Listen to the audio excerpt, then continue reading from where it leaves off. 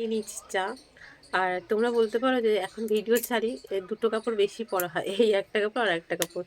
কী বলতো, যেখানে যাই সেখানে তো ময়লার কাজ হয় না। এবার ভালো শাড়ি পরে গিয়ে কী করবো, তাই এই দুটো শাড়ি পরে যাই। তাই তোমরা সবসময় ভিডিওতে এই দুটো শাড়ি দেখতে পাও। আর আমার চেহারা দেখেছো কী মনে হচ্ছে আমাকে দেখে, মানে কত ডুবি ডুবি। হ্যাঁ, শরীরটা একটু খারাপ। তার মধ্যে ধরো যে মানুষটা মানে বাড়ি থেকে বেরোতোই না, সব কাজ করে তারপরে সব কিছু গুছিয়ে বাগিয়ে যেতে হয়, আস্তে আস্তে সন্ধে হয়ে যায়। আর জানি তো সহ্য করতে পারি না, তাই জন্য শরীরটা একটু খারাপ। কী করা যায় বলো, সংসার করতে গেলে তো ওটা কোনো ব্যাপারই না, তাই না? তাই চা খাই, খেয়ে নিয়ে আসি, দেখি কী রান্না করি। তারপর তোমাদের সাথে শেয়ার করবো। আজকে ডিমের ঝোল করবো, আর কী করবো জানি না। ডিমের ঝোলের ভাত হবে। আর দেখো চা, এর আগে তো মেডিসিন চলে, মেডিসিনটা খেয়ে নিয়েছি। তাহলে চাটা খেয়ে নিই, তারপর তোমাদের সামনে আবার আসছি। তোমাদের সঙ্গে থাকো, পাশে থাকো। খেয়ে টিফিন করতে চলে এলাম। দেখো কাকে রাত্রেবেলায় আটা মাখা ছিল, এটা দিয়ে এখন দুটো রুটি বা পরোটা বানিয়ে নেবো, দুজনের হয়ে যাবে। গোল বড় করে ফেলেছি, কিন্তু আমার না পরোটা খেতে বেশ এরকম এরকম পরোটা খেতে আমার বেশি ভালো লাগে, তাই না আমি এরকম করেই আবার একটু বেলে নেব। দেখো এই একটা বেলে নিয়েছি, এমনকি আমি আর একটাও বেলে নিলাম। দেখো দেখো কড়াই বসিয়ে দিয়েছি, দিয়ে দেবো সাদা তেল। যেহেতু এই কড়াইতে রান্না করব, তার জন্য একবার টিফিনটা করে নেবো, তাতে আমার বাসনটা কম হবে, তার জন্য। তারা তেল তো গরম হয়ে গেছে। এবার দেখো আমার কাজে, দেখো খুন্তির সাহায্যে কী করে দিচ্ছি। কে কে খাবে চলে আসো সকালবেলা টিফিন পরোটা। যেহেতু বাইরে যাই, তাই একটু ভারী না খেলে হয় না, তার জন্য রুটি পরোটা এসবে খাওয়া করো, বুঝতে পারছো? দেখো উল্টে পাল্টে ভাজা করে নিয়েছি, লাল লাল পরোটা নামিয়ে নিয়েছি। তো দেখো পরোটা নিয়েছি, আবার 1 কাপ চা নিয়েছি, তার সাথে নিয়েছি সস। মেয়ে বলছে তুমি এরকম সস দিয়ে খাবো, আমি যেটা করবো সেটা তো সত্যি, তাই না? তা চা দিয়ে সস দিয়ে খেয়ে নিচ্ছি এখনকার মতো। তারপরে চলো কেমন হচ্ছে অবশ্যই বলো, আর কে কে খাবে চলে আসো আমাদের বাড়িতে। তাহলে খেয়ে নিই মা মেয়েতে সস দিয়ে চা দিয়ে পরোটা। এ দেখো টিফিন তো খেয়ে নিলাম। ওই টিফিন করেছি সেই কড়াইতে দিয়ে দেবো পরিমাণ মতন তেল। তা আজকে কিছু ভাজাভাজি আর করবো না, অন্যদিন বেগুন টিগুন ভাজি, সেটা আর ভাজবো না। তা দেখো তেলটা ভালো করে গরম করে নিই।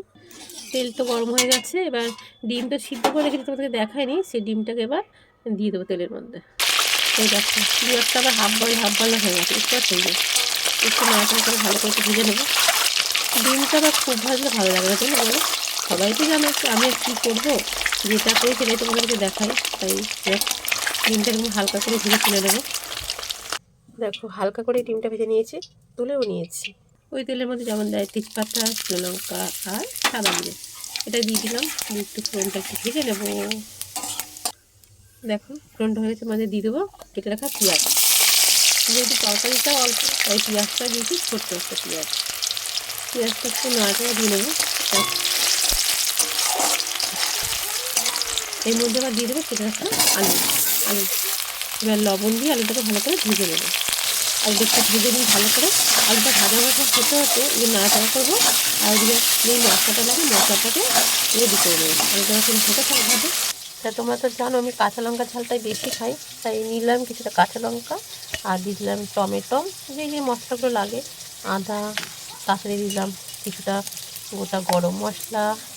আর এই তরকারিটা আর কিছু দাও না, রসুন দিলে কিন্তু তার গন্ধ বা স্বাদ খুব ভালো লাগে, তাই না? আর এই হলুদটা না এর মধ্যে দিয়ে দেবো, হলুদ, লঙ্কা গুঁড়ো, তারপরে জিরে গুঁড়ো। এবার একটু জল দিয়ে পেস্ট করে নেবো। দেখো মশলা পেস্ট করে নিয়ে চলে এসেছি। এই যে দেখো আলুটাও ভাজা হয়ে গেছে, খুব সুন্দর মশলাটা দিয়ে ওটাকে ভালো করে কষিয়ে নেব। এই দেখো জল তো দিয়ে দিয়েছিলাম, এবার ভালো করে কষিয়ে নেবো। একটু কষিয়ে নেবো। আর কাঁচা লঙ্কা দিলে একটুখানি কালারটা জানো, কাঁচা লঙ্কার কালারটা হয়ে যায়, তাই জন্য শুকনো লঙ্কাটা দিই, কিন্তু কাঁচা লঙ্কাটাই বেশি খাওয়া পড়ে, ঠিক আছে? এরকম কতক্ষণ লেগে যাবে, ততক্ষণ আমি কষিয়ে যাবো। অনেকক্ষণ ধরে কষাচ্ছি, দেখতে পাচ্ছি মশলার গা দিয়ে তেল ছেড়ে দিয়েছে, বুঝতে পারছো? এবার দিয়ে দেবো সেই ডিমগুলো। 5টা ডিম করেছি, বাড়িতে তো আমরা 4 জনা, আর একটা একটু বেশি রেখে দিয়েছিলাম, বলাটা যায় না কার ভাগ্যে আছে, ঠিক আছে? এই আর কি। দেখো কখন হয়ে গেছে, দিয়ে দেবো পরিমাণ মতন জল। তো দেখো জল দিলেই তাই ঝোল হয়ে যায়, তোমরা সবাই জানো। তাই সেরকমই এ দেখো ঝোল ফুটছে, তাই একটু ফুটুক, বেশিক্ষণ না ফুটলে তো ভালো লাগবে না, তাই একটুখানি ফুটিয়ে নেব। কিন্তু ক্যামেরাতে কালারটা তোমার আসতে যায় না, কিন্তু শুকনো লঙ্কাটা দিয়েছি কালারের জন্য, খুব সুন্দরই এসেছে কালারটা। এইখানে আমি কেন বুঝতে পারছি না, জানো তো। দেখো তরকারি তো অনেকক্ষণ ফুটিয়ে নিয়েছি, এক ভাবে তরকারি ফুটে তো কী দেখাবো, তো হয়ে গেছে। এবার নামিয়ে নেব। আর যখন একটু মশলা পেস্ট করছিলাম তখন তো সব মশলা দিয়ে দিয়েছিলাম, তাদের দেখলে তখন গোটা গরম মশলাও দিয়ে দিয়েছিলাম, একবার সবগুলো পেস্ট হয়ে গেছে, দেখতে পাচ্ছ। তাহলে নামিয়ে নিয়ে তোমাদের দেখাচ্ছি কেমন হয়েছে। দেখো হয়ে গেছে, দেখালামই তো। এবার নামিয়ে নিচ্ছি গরম গরম তরকারি। তা নতুন বন্ধুদের বলবো চ্যানেলটাকে সাবস্ক্রাইব করে দিও, আর নতুন বন্ধু পুরনো বন্ধু সবাইকেই বলবো তোমরা আমার পাশে থেকো, আমি তোমাদের পাশে আছি সবসময়ের জন্য। আর এটা এমনই একটা প্ল্যাটফর্ম, সবাই সবার পাশে থাকতে হবে, তাই না? না হলে হবে না, তাই সেরকমভাবে। আর আমার এরকম মধ্যবিত্ত ঘরের ভিডিও রান্না কেমন লাগে, আমার বক তোমরা অবশ্যই কমেন্ট করে বলো। আর ডিমের ঝোলটাও কেমন আছে সেটাও বলো। ভয়েস দেওয়া খুব কষ্ট হয়ে যায়, তাও এত কিছুর মধ্যে ভয়েসটাই দিলাম, জানি না আবার কপিরাইট টেস্ট আমার তো হয়ে গেল। তাহলে কেমন হচ্ছে তরকারিটা। ওপর থেকে একটুখানি ধনে পাতা দিয়ে দিলাম, কারণ এই সময় তো ধনে পাতা সবেতেই ভালো লাগে, তাই জন্য একটু ধনে পাতা দিয়ে দিলাম। এই দেখো, আর ভাত তো থাকবেই, ভাত আজকে দেখালাম না, আজকে খালি ডিমের ঝোল রান্না করি, সেটাই তোমাদের দেখালাম। তাই কেমন লাগলো অবশ্যই বলো কমেন্ট করে, ভালোবাসে পাশে থেকো সবাই। সাইকেলটা পড়ে গিয়ে ব্রেক ভেঙে গেছে, তাই দোকানে এসেছি ঠিক করতে। দেখো আর আমাকে এই দেখো আমি আর দেখো সরস্বতী পুজো তো বড় করে হয় জানো, তা দেখো লাইটিং করেছে একটা বীর হনুমান, তার কত বড় লাইটিং, তাকে দিনের বেলা কিছু দেখাতে পারলাম না, রাতে যদি যাই তাহলে দেখাবো। এসেছিলাম সাইকেল ঠিক করতে, সাইকেলের হ্যান্ডেল ভেঙে গেছিলো, ফটক ফেলে ভেঙে দিয়েছিলো, দিয়ে আমাকে ঠিক করতে হলো। তা দেখো এটা হচ্ছে আমাদের কালনার 108টা শিব মন্দির।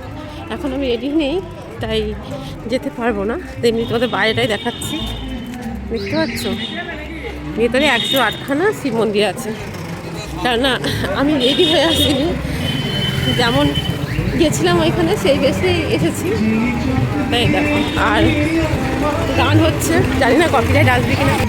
তোমরা জানো কালনাতে সব থেকে বড় সরস্বতী পুজো হয়, এবার সামনে একটা প্যান্ডেল দেখতে পাচ্ছ। দেখো যেহেতু দিনের বেলা কোনো লাইট নেই, আর ভিতরেও এখন ঢুকবো না, রেডি হয়ে আসিনি বলে তোমাদেরকে দেখাচ্ছি, দেখো আমি কীরকমভাবে আছি। এই দেখো দেখতে পাচ্ছ, নিশ্চয়ই ভিতরে আরও সুন্দর, অনেক সুন্দর করেছে। বাইরেটা তো ভালো লাগে, ভিতরটা কত সুন্দর হয়েছে বলো তো। দেখো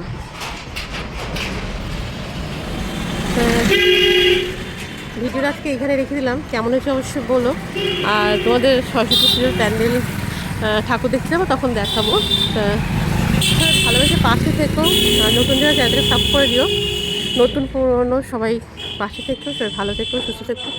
দেখা হবে নতুন কোনো ভিডিওর সঙ্গে, এখনকার মতন আসি সবাইকে, তাহলে টাটা। এই দেখো আমি রেডি হয়ে আসছি, ভিডিও শেষ করে নিই, আবার তোমাদের সামনে এলাম, দেখতে পাচ্ছ। সবাইকে টাটা, ভালো থেকো।